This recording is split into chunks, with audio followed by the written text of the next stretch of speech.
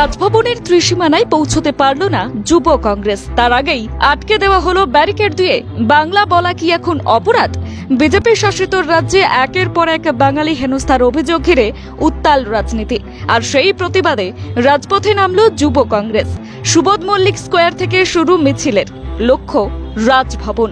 বাংলা এবং বাঙালির সম্মান রক্ষায় রাজ্যপালের হস্তক্ষেপ চেয়ে রাজভবন অভিযানের ডাক দেয় যুব কংগ্রেস। কিন্তু মিছিল থামিয়ে দেওয়া হয় নিউ মার্কেটের কাছেই। ব্যারিকেড দিয়ে ঘিরে ফেলে পুলিশ। ব্যারিকেড ভাঙার চেষ্টা করতেই পরিস্থিতি চরমে। পুলিশ শুরু করে ধরপাকড়, রাস্তায় ধস্তাধস্তি, উত্তেজনা ছড়ায় শহরের বুকে। যুব কংগ্রেসের প্রশ্ন, এই বাংলায় বাংলা বললে কি গ্রেফতার হতে হবে? বাঙালির ঘরে বাঙালিকেই হেনস্থা, এই অপমান আর মেনে নেওয়া যায় না। পুলিশের বাধা পেরিয়ে রাজভবনের ত্রিসীমানায় পৌঁছতে না পারলেও যুব কংগ্রেস জানায় এই লড়াই থামবে না। বাংলা ভাষা এবং বাঙালির অপমানের জবাব দেবে রাস্তায় নামা তরুণ প্রজন্ম। বাংলা মাটি, বাংলা ভাষা, এটা কি বিজেপির রাজ্যে অপরাধ? আমরা রাজভবন অভিযান করছি। এখানে পুলিশ আমাদের ব্যারিকেড করে আটকে দিয়েছে। বাঙালির জন্য লড়াই, বাংলার জন্য লড়াই। কংগ্রেস পিছপা হবে না বাংলা বলার জন্য। যেখানে আমাদের প্রত্যেক রাজ্যে, বিজেপি শাসিত রাজ্যগুলোতে যেভাবে বাঙালির উপর অত্যাচার চলছে, তার প্রতিবাদে আজ আমাদের এই লড়াই। আমরা রাজভবন অভিযান করছি, আমরা রাজভবন অভিযান চালাচ্ছি। বন্দে মাতরম।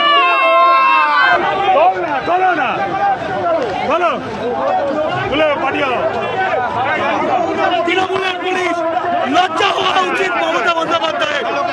তৃণমূলের বিরুদ্ধে লড়াই নয়, সংবিধানকে বাঁচাতে আজকের এই লড়াই। রাজভবন জবাব বিজেপির বিরুদ্ধে। দেখুন, বিজেপি শাসিত রাজ্যগুলোতে বাঙালিদের উপর একটা সুপরিকল্পিত আক্রমণ করা হচ্ছে। তাদেরকে বাংলাদেশি বলে দাগিয়ে দেওয়ার একটা গভীর ষড়যন্ত্র করেছে ভারতীয় জনতা পার্টি।